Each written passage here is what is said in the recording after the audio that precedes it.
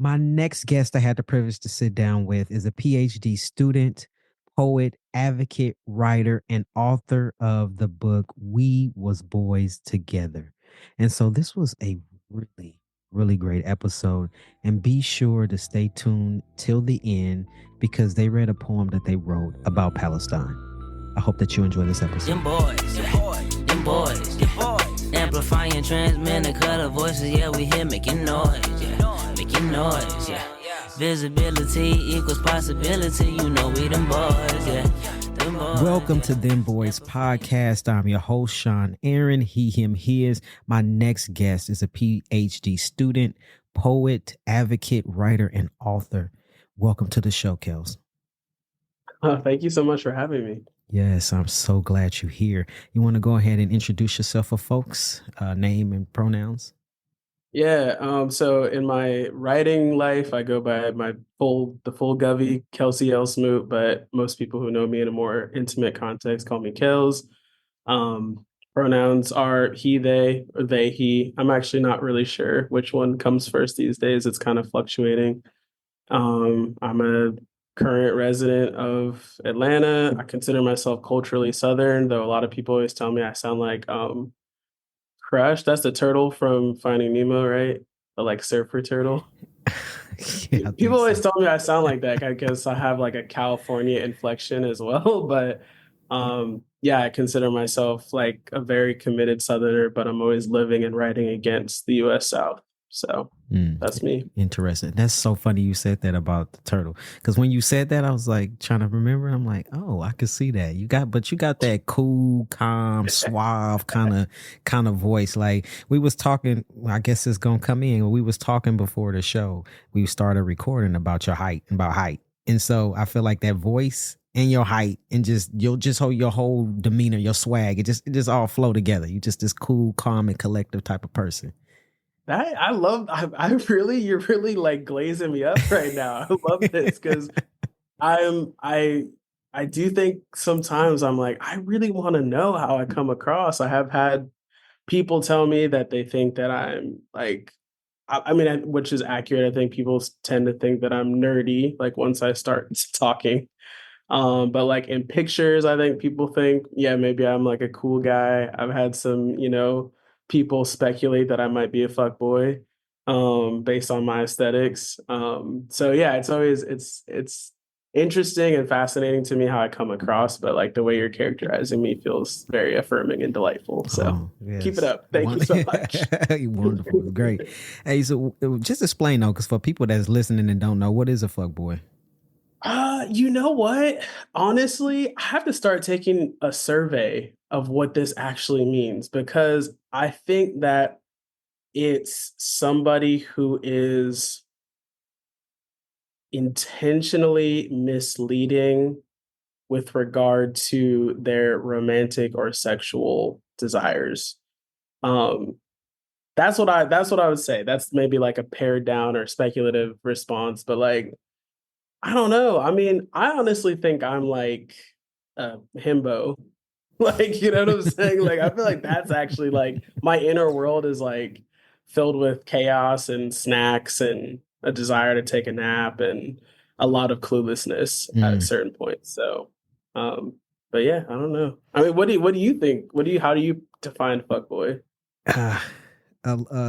A little bit of what you said, but to be honest, I don't have a definition for it. Somebody had called me that before, and I was like, okay, but not really like honing into that identity or a term how it relates to me. So I can't even say that I have even a comment on it. I'm gonna just leave it for you and however you explained it, you explained it. If anybody else listening want to give their explanations, be sure to hit us up and chime in. You can also send us a text message while you're listening to this episode and let us know what you think a fuckboy is.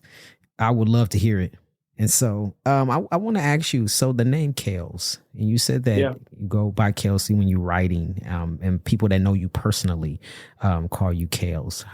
How did that name Kelz, how did that choose you?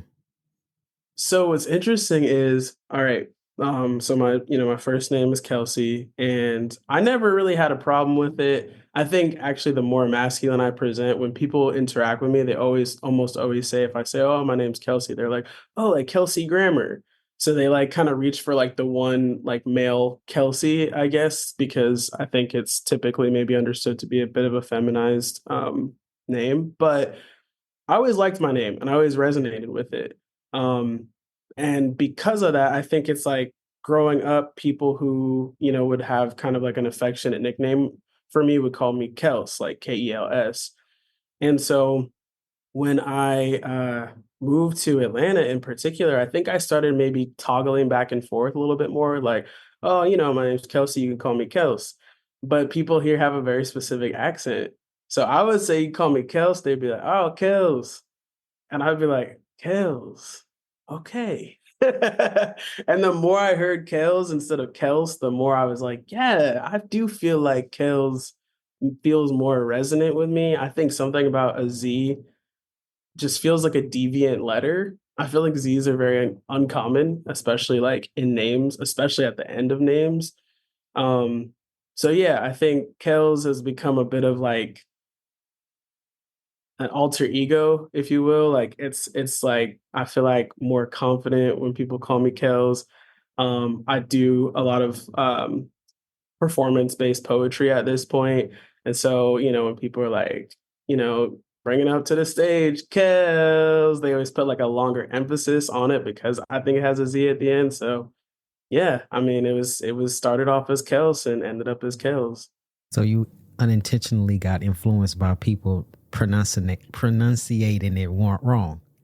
Low key, yeah. Yeah. But then it felt right. I was like, is it wrong or is it right? You feel me? Maybe it's like divine intervention. Like that was what it was supposed to happen. And so that's why it was said that way, because that's how you were supposed to come out on the other end, maybe. I think so. I think so. Because even before people started calling me Kelz, um, I was like people would be like, "How do you spell Kelz?" If I would introduce myself like that, and I'd be like Kels, but sometimes people would be like Kelc. Some people would do Kells. So I was already kind of like, how do I want to change the spelling? I mean, I can spell my name however I want. And so I think, yeah, something about the way that the Southern inflection creates this more slightly drawn out, slightly like it just sits in a different part of your mouth, I think, Kells. And yeah, that just resonated with me. I was like, that the spelling, the vibe, the energy, it's all coming together. Yeah, I love that. And I was talking about this with a previous guest that we have the ability to change. I mean, even if you're not a person, a gender expansive person, we have the ability to change our name to whatever it is we want, right? You can just do that. I mean, you have the freedom to do whatever it is that you want. So for you to be like, well, I'm gonna just drop that S, I'm gonna put that Z on there. I feel like it go with you anyway, like your little swag. I feel like it go with you anyway. So that's almost perfect. You look like a Kels with a Z anyway. So I think that's perfect. Thank you. Yeah, for sure. I would say actually I have a poem called Tender Heart, and actually that's like what you just said is nearly a direct quote from it. I say, I can rewrite my name over and over and over with different letters until it starts looking right, make you memorize every new spelling and then forget them all if I say so. And so I was like, I remember writing that piece of the poem and just being like, yeah, like I'll shit, if I want to spell my name like this, I'll change my mind if I want to. And like, I feel like I have a very like um reclaimed sense of self with regard to like how I'm referred to. And I also have a very like fluid sense of self. And I always tell people I reserve the right to change my mind at any given moment. And I think, my name Kelz is just like really great representation of that. I love that. What you saying, being able to change your mind at any given moment. And so, and that's also what leads me on to like the next question of like, because we discussed a little bit before, recording, but like, how has your gender journey, how did it begin and to where you are now and that ability to change if you want to? So what's interesting is in my day job, I guess I'm a PhD student, and my work is on Black queer masculinity and identity formation. So I'm constantly thinking about identity and its constraints and the ways in which it can be broadened and kind of blown open. And a lot of my work is also based in autoethnography. So it's like really me kind of mining my memories, reflecting on my friendship and relationship and process of, kind of co-creating a sense of self with Max, who is somebody I would consider to be a sibling at this point, but this is like a childhood best friend. Max and I, we intersected in Charlotte, North Carolina in high school. And as soon as we connected, we really bonded over being gay Black girls, And I think even before I met Max, I was always very uncomfortable with girl terminology. I never really felt that I resonated with it, but I also felt like I never had access to girlhood anyways. Like I was always big, I was always hairy, I always had a deeper voice. I was always when I was a kid, people thought I was a boy all the time.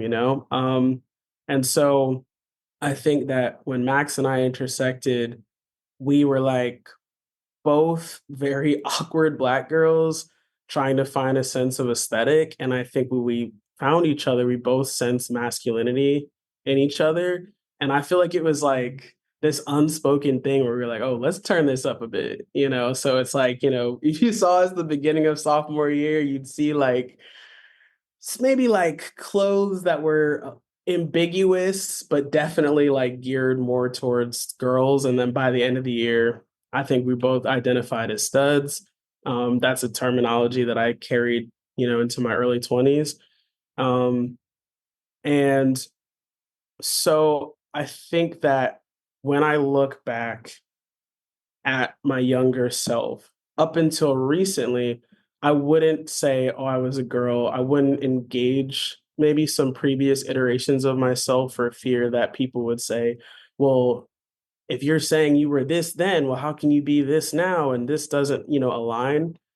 But part of my research is actually doing what we're doing right now. I was doing interviews with different interlocutors, and I was interviewing this, Black trans dude, and he just kept talking about his girlhood. And I was like, wow, like, do you feel like you had a girlhood? And he was like, absolutely. And I was like, well, how do you reconcile that? And he was like, that some girlhoods end in manhood. Like who said they can't? And as soon as he said that, it was like something in my brain just exploded where I was like, wow, like how I view my life and all the iterations of myself that I've been, they don't have to align in this like conventional way. I do feel like I had a boyhood, um, but I was assigned female at birth. I think there was a lot of socialization that was atypical for maybe folks who were assigned male at birth. So I've had somewhat of a liminal relationship with gender always. But as I've gotten older, I think it's like, yeah, I just have continued to find more and more things that just affirm me, like I so okay, I'll say this. I started off as like a gay Black girl. I guess that was my identity, and my gender identity I felt was very intrinsically connected to my, relational identity or my sexual orientation. I didn't know how to separate those concepts. Then, I identified as a stud. Then moving into my early 20s, I think I pulled away from stud terminology in a way that I'm still thinking about a lot these days. I started feeling like stud was maybe more appropriate for a certain class demographic. And I felt like because I grew up with a lot of financial privilege, that maybe that wasn't my experience, or I shouldn't be claiming that identity in that way. So I started identifying as Black, masculine of center woman. No, maybe it wasn't even woman. That doesn't even feel accurate. I think it was Black, masculine of center girl or whatever, gay girl. And then in maybe like 22, 23, I started learning more terminology for folks outside of the binary. So I think the first term that I ever heard that felt more non-binary adjacent was genderqueer. So I was like, okay, that's cool. Like I like that. So then for a touch of time, I was genderqueer. And then I think I heard the term non-binary, and that was the one that I was like, oh, this fits me like a glove. This feels very accurate. Um, but then outside of that, I had other feelings of still feeling very misgendered regularly because of certain parts of my aesthetic. Um, so I had top surgery. I actually I've always had facial hair. I've always been able to grow like a bit of a beard and mustache. And so I grew that out for the first time. I like had a lot of shame about it. And, certain things helped me to kind of move past it. So once I had a flat chest and facial hair and I moved to Atlanta, I was not getting she, her at all anymore, but I wasn't getting they, them either. I was getting he, him for the first time in my life, like consistently. And I was kind of like, well, this feels kind of weird. I have a lot of like not great sentiments related to men. And so I was like, I don't really know if I want to be moving and identifying as a man, but it did feel more accurate than she, her, womanhood, girlhood at that point. And so really like in the last year and a half, maybe is the duration of time that I've been like sometimes man identified. Um, but I still really resonate with and enjoy non-binary as an identity. I think that's the term that feels most accurate to how I've always connected with gender. But I can't deny that, like, when I walk down the street now, a lot more people just view me as a man. And I think like I have a little bit of a social responsibility to acknowledge that in how I move in space and around the world. Hey, this is Joel Sumu, production assistant for Dem Bois Podcast. Love visual storytelling? Then you'll want to check out our YouTube channel. We're bringing you exclusive interview shorts and taking you behind the scenes with content you won't find anywhere else. Find us on YouTube at Dem Bois Inc. or click the link in our show notes. I have a few questions. And so I want to discuss more about the non-binary identity, but I want to go back because I've been wanting to ask somebody on this show about the term stud. And I feel like it's always mentioned, and it does not matter where in the country we live. Everyone uses that word, stud. But a very interesting touch that you put on that, though, that said that you didn't feel like you belonged within that identity based on class privilege. So I guess my first question is, and could just be like your opinion of it. Why is the term stud? Why is that terminology even used in the first place? Do you think just anywhere you go? Yeah. I actually have like read a little bit about this. I did like a genealogy around certain queer terminology a few years ago for school. And I think like I read that a lot of the origin story around that term comes from prison slang.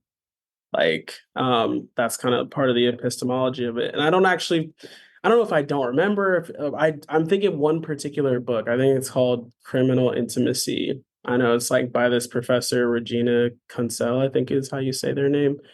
But in that book, they're writing a lot about like the ways in which queer intimacies have been criminalized, have been surveilled, have been policed, and the types of intimacy that form even under these super constrained and criminalized contexts. And so there's like a pretty big section around like Black lesbianism. And yeah, I think her findings were that, the origin of that term was really in high circulation in prisons.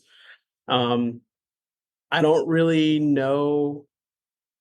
I don't really know if I can say how I predict that it further like disseminated across the country. What I will say is actually in the Northeast, I know that a lot of people used to use the term AG instead of stud, which is like short for aggressive or aggressive female. But yeah, I think it's like whisper networks, like when I think about everything I learned at every portion of my identity, it was from finding possibility role models wherever I could, right? So it's like older gay Black girls when I was in middle school and high school. It was watching the documentary The Aggressives, which is about, the first iteration of it is about, Black, mostly Black. There's actually a couple people who maybe don't identify that way, but people of color, masculine of center, AFAB folks in the Northeast in the early 2000s, I want to say. And there were a lot of like stud or AG identified folks on, in that. And I was watching Between Women, this like web series that came out, I want to say like in the mid aughts as well. So like, I think that language is always gonna find people. Like that's maybe one of the few things that like you have a really hard time fully policing is like how ideology and language spreads. But yeah, I think it's just like everyone knows an older gay Black girl that was a stud, and then you're like, well, that's me. So I guess I'm a stud too. But I can remember distinctly liking the idea that stud also has a popular cultural usage as like a handsome guy, and I think that like when I started identifying as a stud, I felt sexy. I felt like there's something about that moniker that felt a little bit sexually charged and affirming, as far as like me being an attractive person. And what is your connection with class privilege that you felt that's the first time I've ever heard of it in that way of like not belonging in that space because of it, not because of your identity per se, but because of the class privilege? I think it was just like, so in high school, I remember Max and we turned 18 about a month apart. Max's birthday is like mid-March, my birthday is mid-April.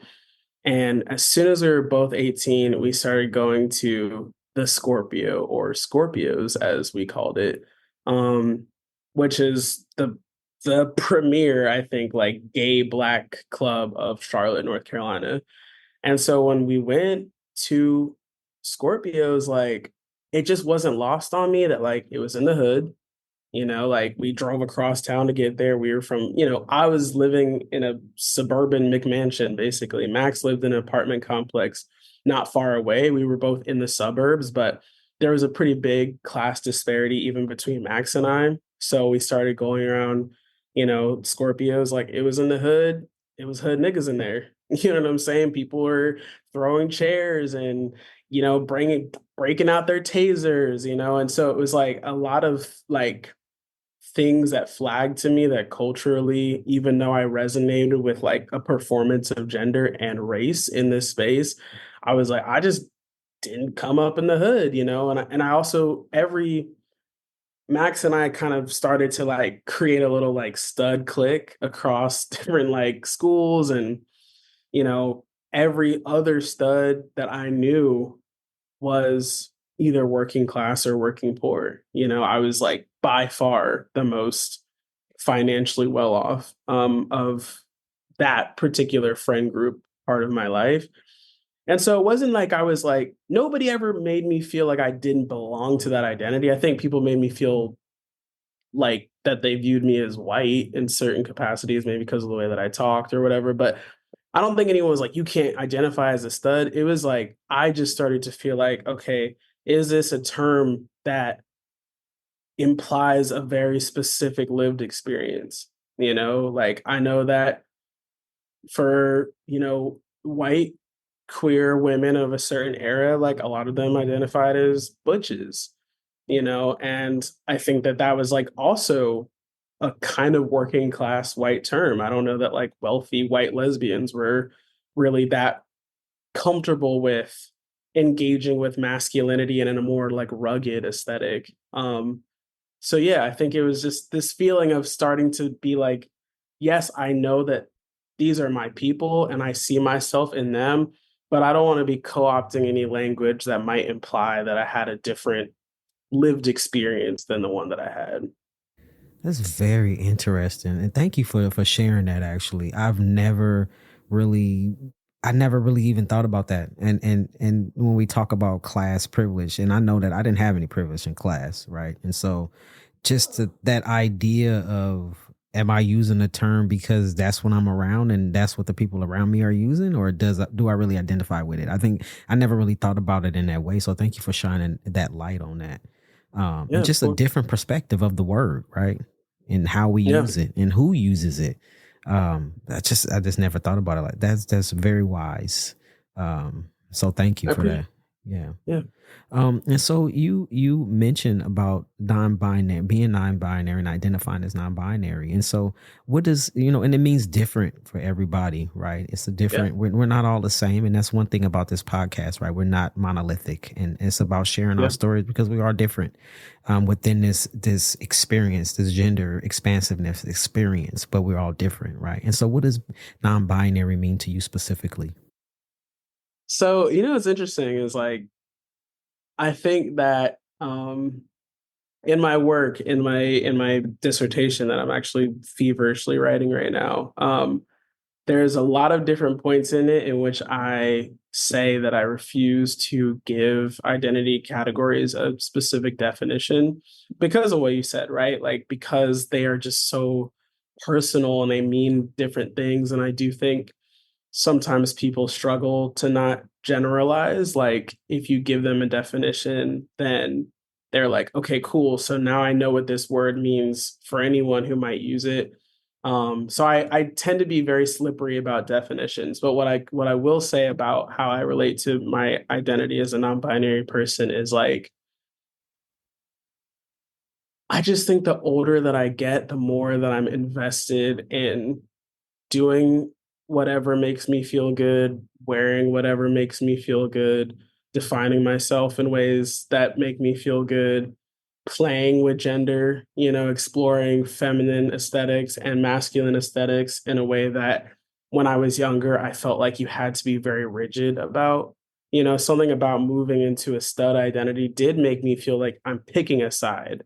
Like I am mask with a capital M. And a lot of that original masculine energy or aesthetic that I was embodying, I think was rooted in sexism and misogynoir and toxicity. So I think as I've gotten older, like the term non-binary, I feel like for me, it just allows for a certain freedom and a detachment from normative or cis heteronormative gender identities. It's just kind of like, I'll do whatever the fuck I want. That's what it means to me, honestly, is like, this word makes me feel empowered to relate to gender in a way that is very non-committal. And that lack of commitment, that lack of binary understanding and rigidity just allows me to really explore and continue to get to know myself and have experiences where I'm really like, I don't know, I am excited to like come out as new things and get new language and dress in ways that I never thought I would, and queer kind of the paradigm of gender holistically. So I don't know if that like is helpful, but I would say it's a very free and unencumbered, uninhibiting term for me. I think that like, this is just my own opinion, but I think like some of these words are kind of just like a baseline, right? It's like not a hard definition of like what it is. I think for folks that are in the community, right, of gender expansiveness, like we kind of get that. It's the folks that aren't a part of this community that like, okay, that's what trans mean. Okay, I get it. That's for everybody. It applies. No, not really, right? And it's just like being African American. However, because I know some folks that don't like to say they're African American, like to say I'm black because Black experience is different. And so it's like, but that doesn't mean that we all the same either, right? And so I think it's Sure. just to pick what I think when I say it's like a baseline, I just mean like for instance, when you said, okay, people were using the term stud, and I see older studs, and so that kind of fits for me, right? But then that was the term that you picked, that was your baseline. But then as you grew and you got to learn more about yourself, it shifted and it changed. Right. And so For sure. now it's like, okay, that was cool then, but now I'm going to shift and change. I kind of knew what I wanted to hold on to at that time, but now it's different. So I think it's just words that we can Yeah. use to help us describe what we feel in a moment, but it's not permanent. And so Yeah, I 100% agree with that. I yeah, think that's a beautiful way to couch terminology around any type of identity, really. right. And it's just about folks who don't really identify in the ways that we do to kind of like to well, I won't say ask questions because some people don't know how to ask the right questions, but it's to basically not put us all in the damn box because we're not all the same. And it's For to be open-minded when you meet somebody else. And like me and you can walk into the room. I identify as transmasc. That's just what feels comfortable for me. I feel I'm a queer transmasc person. But that's not how you identify. So we're different, And so it's like to be curious about different identities and how people identify and to be open to what other people choose for themselves. Right. And so I think sure. that's very, very important. For sure. I do want to add in, though, that I also do resonate with transmasc.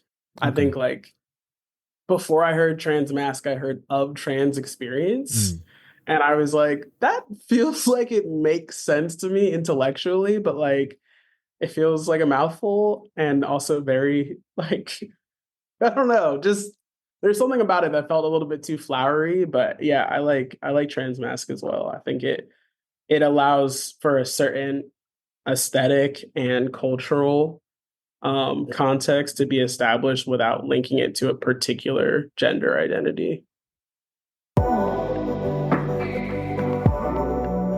Thank you for tuning in to this week's episode. So from whatever platform that you're listening to this week's episode on, please be sure to give us 5 stars. And if there's something within this episode, whether it's the guest or something that I said, or maybe the guest said that resonated with you, be sure to go and leave us a comment on this episode or leave us a comment on the show.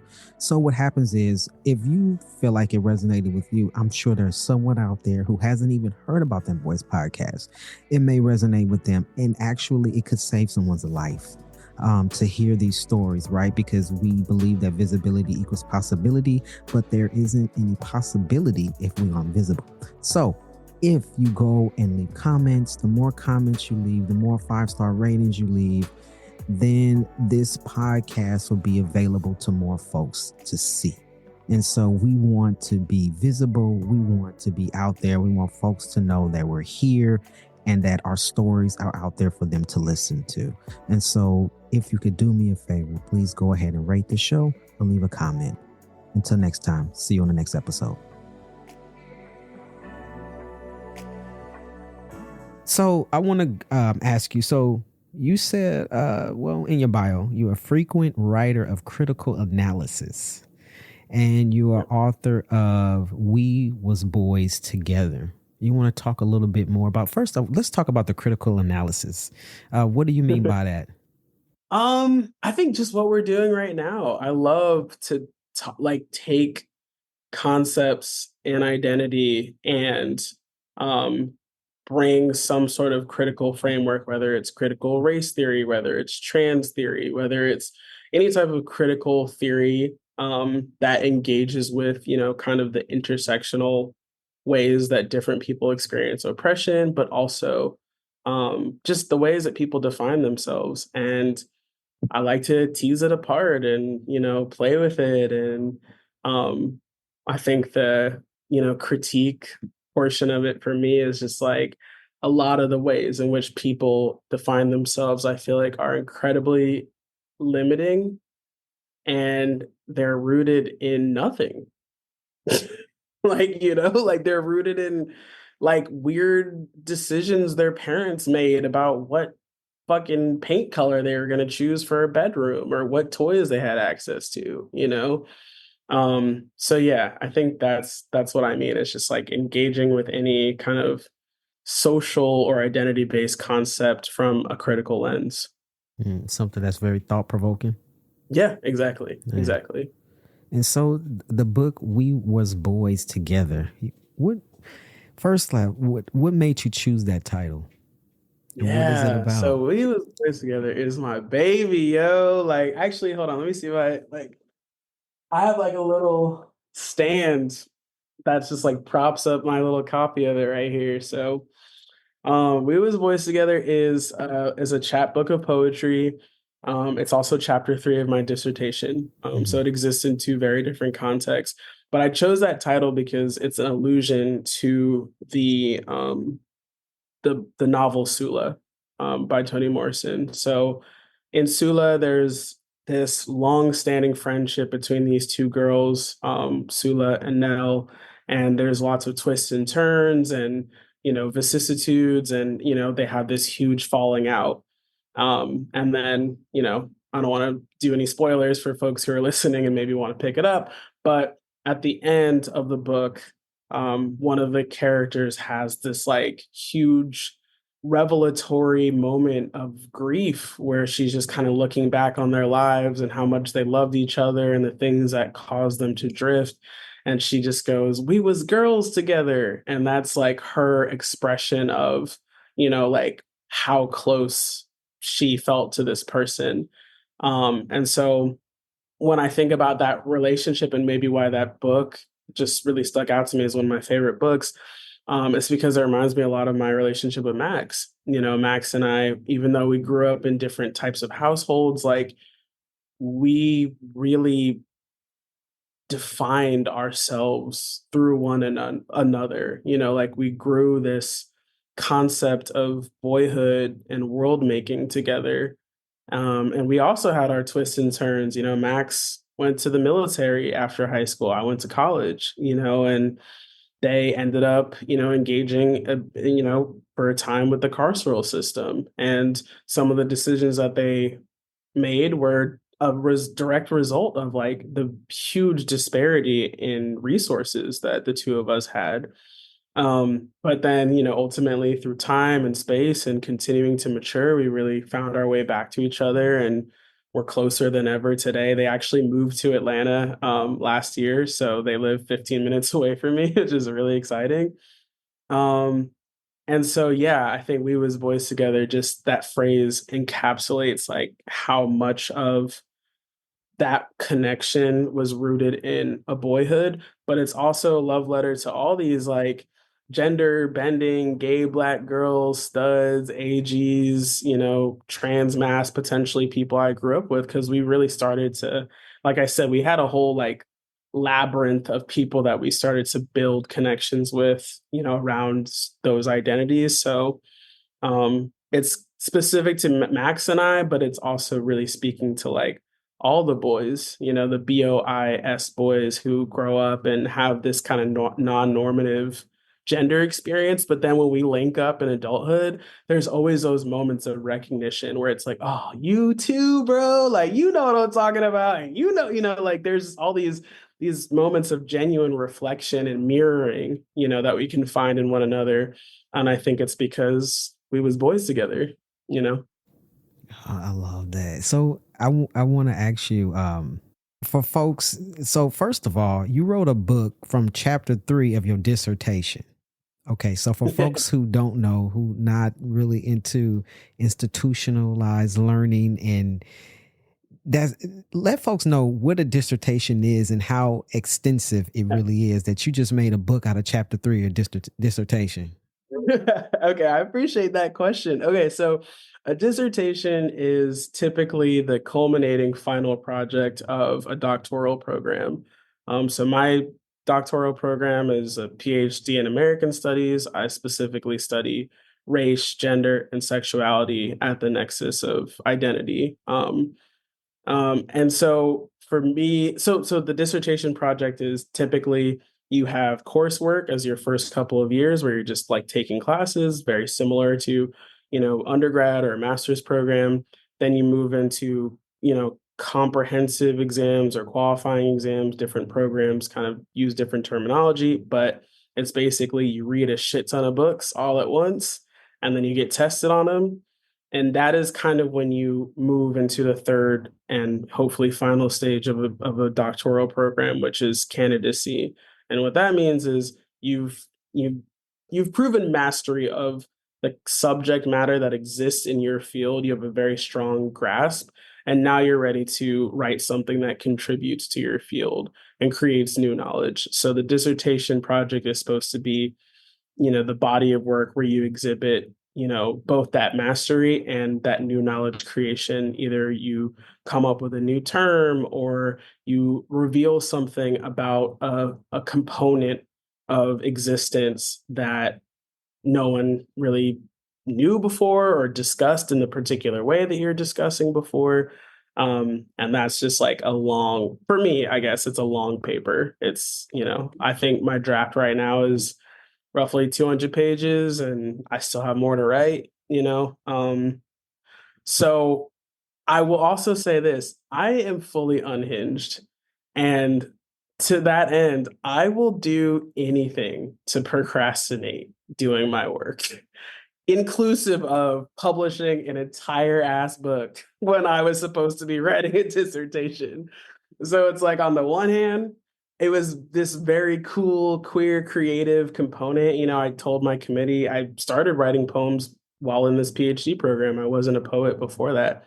But once I started really going and started developing a passion and using poetry to engage this subject matter, I was like, oh, this gotta be part of it. So then I started writing poems specifically for my dissertation. But as soon as I finished writing those poems, I was like, bro, nobody gives a fuck about a dissertation. Like, in my opinion, my dissertation is the least important thing I will ever write.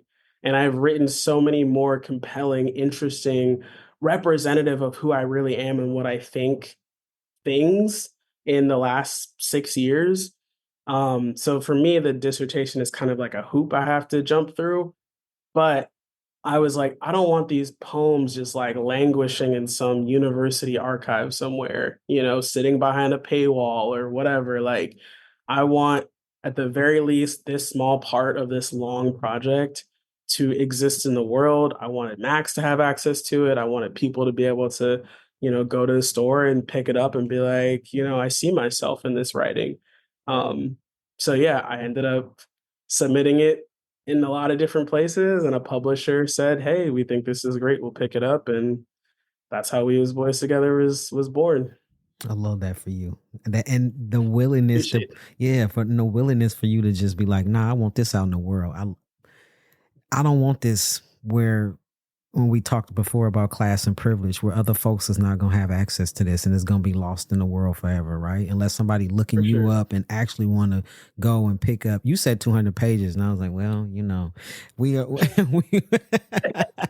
I love to read, but I'm like, we was all boys together. That's right up my little speed right there. That little, chapter 3. That's it.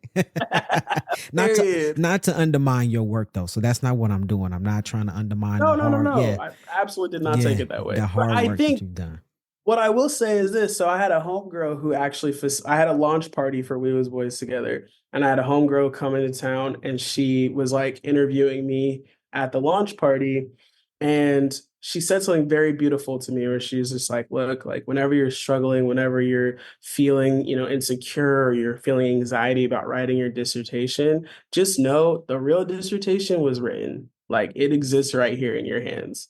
And I think that's absolutely true. I honestly would say, I think everything that I say in the longer document is said better, more succinctly, more accurately, and more artfully in We Was Boys Together. So I do think, to your point, if you could pick up this book, I think you understand fully, what my dissertation is about, and you'll get the same flavor. I just have to say it in 2 different ways, one for me and my niggas, and one for white academics who want a certain presentation,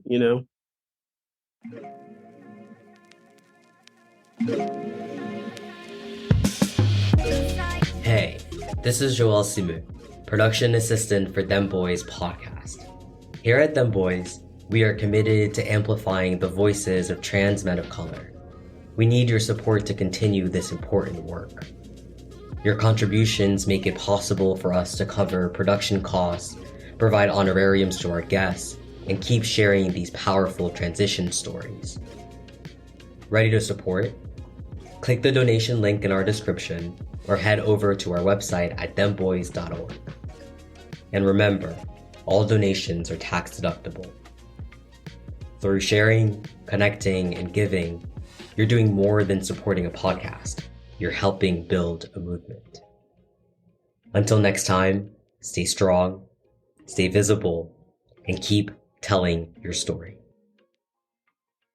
Thank you for saying that. And so for folks listening, if they want to pick that copy up, where can they do that?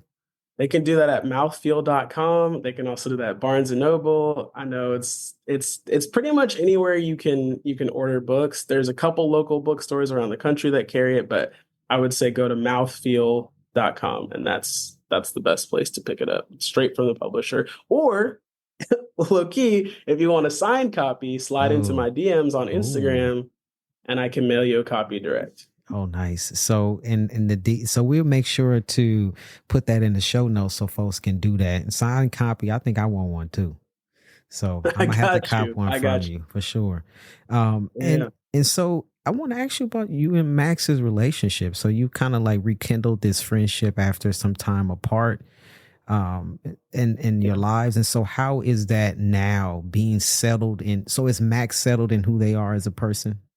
Max is also so queer, and I think they are actually they're in an explorative phase right now with their life. I think, I would say Max also identifies as non-binary, but they are a little bit more open to like allowing other people's interpretations of them to be part of how they engage and how they identify. So they use any and all pronouns.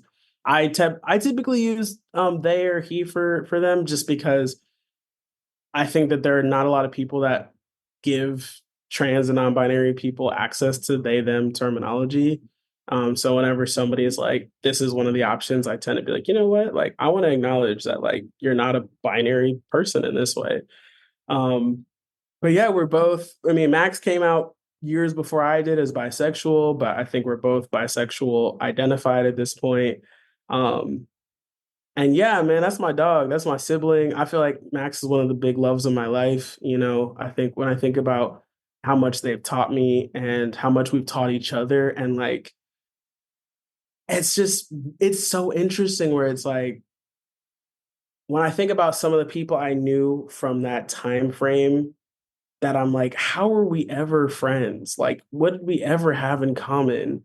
And I think, it tends to trend that as people get older, they tend to select friends that are more representative of them in that season of their life. So as you get older, that might change, and the type of people you gravitate towards might change. But I think there's something so grounding about my relationship with Max, where it's like, we're so different. I think we, in a lot of ways, gravitate towards very different types of people naturally in our separate kind of lives. But it's like, I think when Max enters a room, I feel safe. I feel calm. I feel like, okay, no matter who else is in this room, I have like an anchor to like the core of who I am.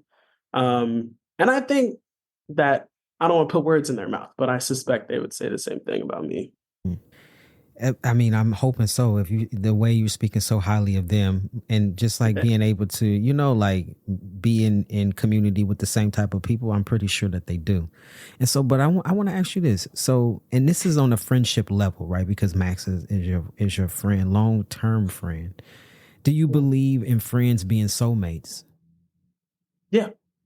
Okay. Absolutely. Oh, absolutely. Yeah. I think we have more than one soulmate, in our life. I think if you're lucky to have a friend soulmate, honestly, I think you've won the lottery, because I think friends statistically are easier to hold on to than romantic partners. So I feel like if you have a friend soulmate where you don't even have to navigate all of the like weird expectations that come with like a romantic connection, I think you're golden. You're in a great position. You get to really enjoy some of the easier, more lighthearted components of how you can relate to another person. Love that. And so I also believe in soulmates, and I feel in friendship soulmates and romantic soulmates, but I also believe that there's multiple soulmates on our timeline in life that we meet or may not meet. Maybe we won't meet that third soulmate, but we'll skip and we'll meet the sixth one. Right. And I Yeah. believe that, you know, there's these connections that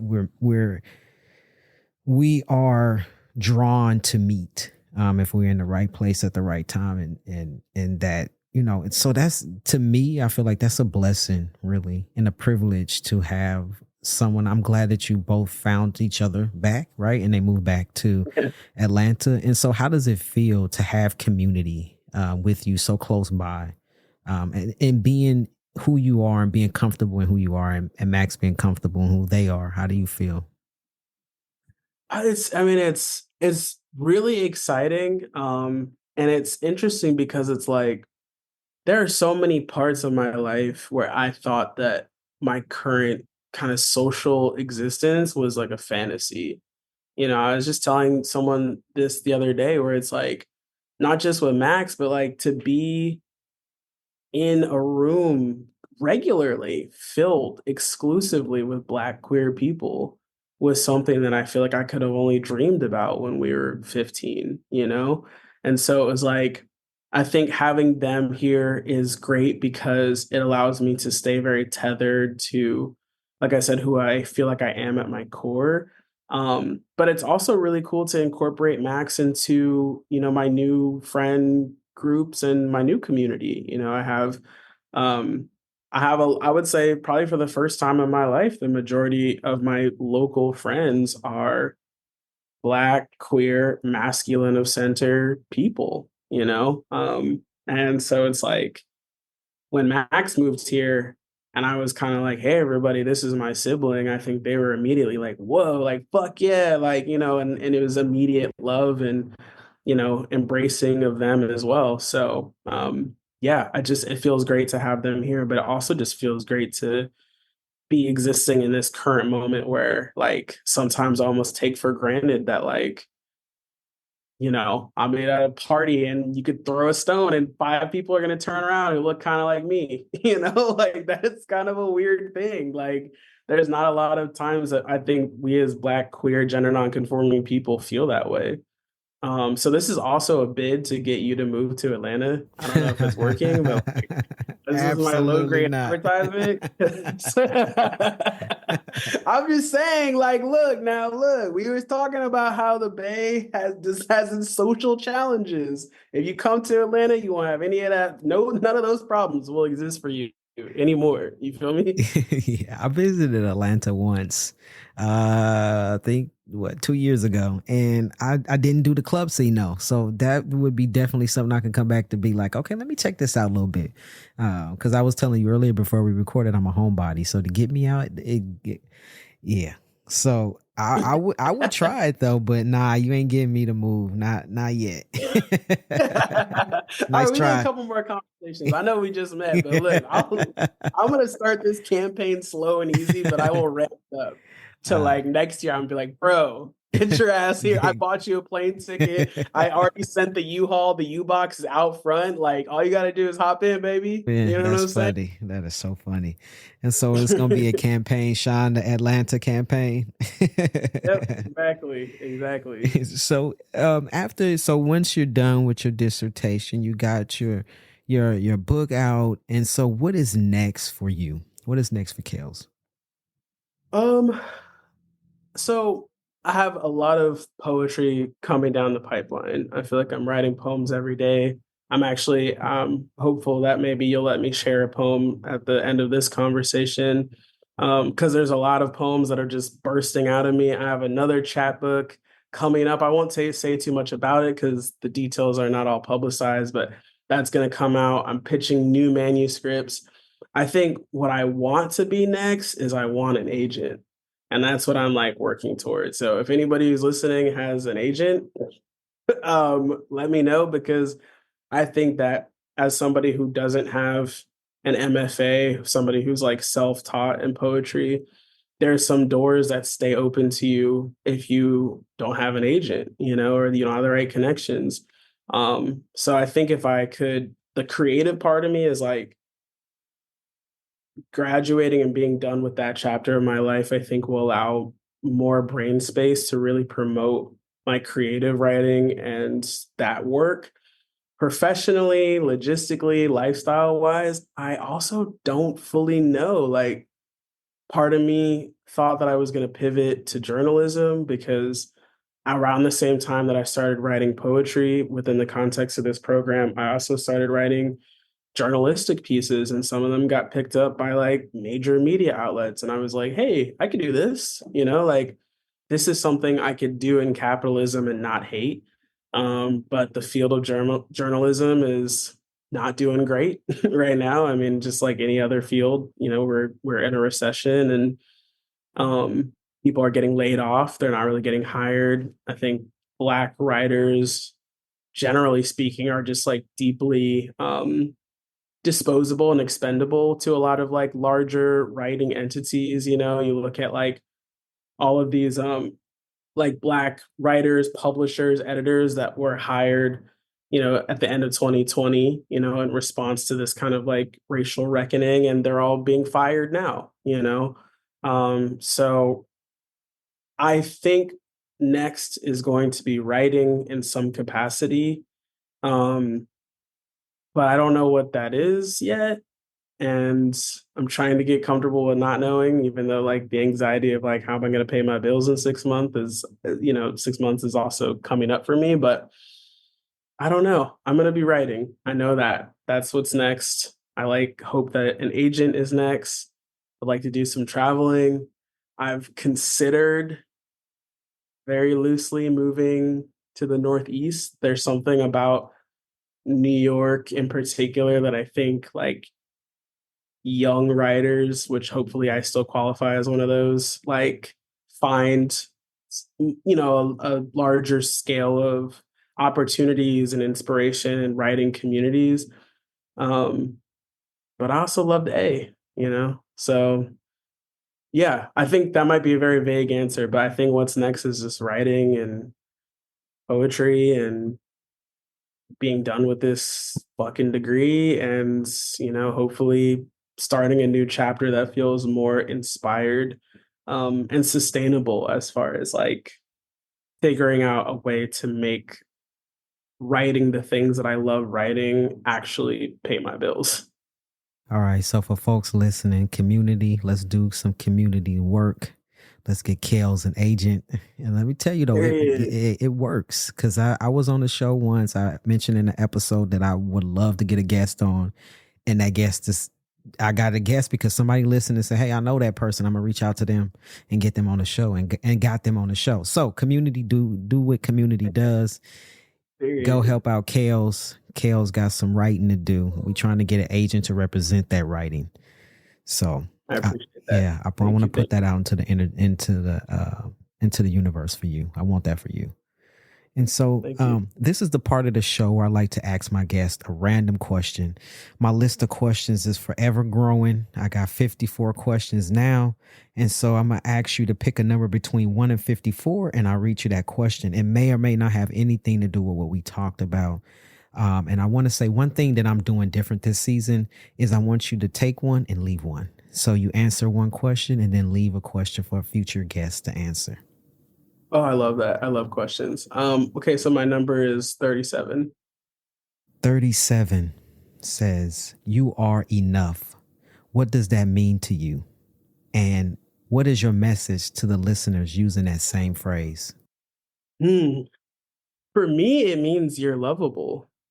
Like, I think you are enough to me translates into you're lovable. I think when I have insecurities about being a deeply complicated person or having trauma or having a really very strange relationship with the concept of family, or I don't know, like all these things about myself that I sometimes allow myself to like run away with or get in my head about and tell myself like, well, like, does anybody really know me who like loves me, or in a romantic sense, will anybody ever love all of me or be able to hold all of these complexities that I embody? And so I think you are enough, I think, is like it's an affirmation and a reminder that like, yes, like not only are you lovable, but it's likely that you're very loved. And that the more you open up and show people like what you're made of, what you got in there, the more of you that they will get to love. And so I want to ask you if you could leave one question for the future. Yeah, so it would be I'll ask one of the questions that I use in my research, which is, if your life was to be made into a movie, what song would be playing in the trailer at the climax, right? So when they cut together and they're like, it's ramping up and the rising action happens, as soon as it hits like whatever you think is the climax of your life thus far, what song is playing in the background of the trailer? Ooh, that's a good question. I like that. I've been getting some good questions from folks. That's another good one. I love it. And so I usually at the end of this, I usually ask folks to give like one little last word of anything that they want to say. But I want you to take that time to read a poem for us. Yeah. So this is called Cousins. Growing up Black with roots in the South means you got a lot of cousins. There's the favorite cousin who always felt more like a big brother, the bougie cousins who always got on that new shit, the hood cousins who taught you how to fight, the good cousins who went to college on scholarship, and the play cousins. Perhaps the most important category, your daddy's best friend's daughter, your homeboy from around the way who taught you everything you needed to know in this life. Black folks know to draw the family tree so big and wide that it has room enough to encompass anybody that you've ever loved. So when you ask me how I can care so much about someone I don't share blood with, someone who doesn't share my last name, the answer is simple. That's my cousin. And you might be my play cousin, but I don't play about you. I'll call out your name, but it's been a while, so check me if I mispronounce it. Viva, viva, Tortuguita, viva la revolution, viva whatever it is that will keep the air in my lungs and yours. Pull over in Williamsburg, Virginia for a brown man on the side of the highway, his wary thumb outstretched. Disregard anything I've ever been told about the danger of men who look like me. Same fire raining on Gaza, been ringing off on the east side, ringing in my ears ever since I was a kid and learned that sirens didn't mean that help was on the way. Same fruit swinging strange like loquats and lush ivy brush. Why did you stop for me? Asks Swaj.